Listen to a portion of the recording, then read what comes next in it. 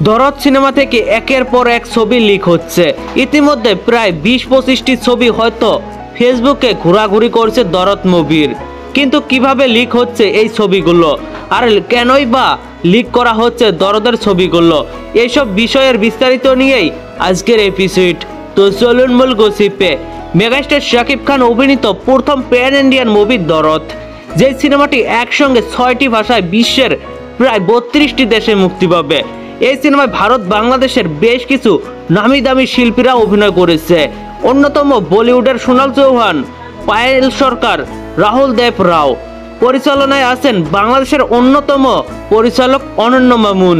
বেশ কিছুদিন ধরে দরদ মুভির মুক্তি নিয়ে দুশ্চিন্তায় শাকিবের ভক্তমহল, কিন্তু তার মধ্যেই বিভিন্ন ছবি ভাইরাল হচ্ছে দরদ থেকে। দরদ মুভির বিভিন্ন স্টিল পিকচার ঘুরে বেড়াচ্ছে ফেসবুকে। আমার ধারণা অনুযায়ী দরদ থেকে এই পোস্টগুলো ভাইরাল করেন দরদের সংশ্লিষ্টরাই, দরদের মেকআপম্যান, ক্যামেরাম্যানরা। বিভিন্ন সময় আমাদের অনন্য মামুন বিভিন্ন ছবি লিক করেন দরদ থেকে। এইগুলো কিন্তু সিনেমার জন্য ক্ষতিকর। সিনেমার এখনো মুক্তির ঘোষণায় আসেনি, কখন মুক্তি পাবে সে বিষয়ে কোনো তথ্যই পাওয়া যায়নি, এখনো ধোঁয়াশায় রয়েছে। এই সময় দরদ থেকে কোনো লিক ছবি ভাইরাল হলে সিনেমার একটু হলেও ক্ষতি হবেই।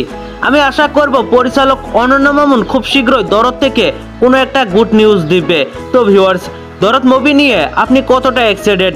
দরদ সিনেমা কি আদৌ মুক্তি পাবে নাকি এভাবেই থেকে যাবে? আপনাদের মতামত অবশ্যই নিচে থাকা কমেন্ট বক্সে জানাতে ভুলবেন না। আর ভিডিওটি ভালো লাগলে একটি লাইক দিয়ে বন্ধুদের মাঝে বেশি বেশি করে শেয়ার করুন। ধন্যবাদ পুরো ভিডিওটির সঙ্গে থাকার জন্য।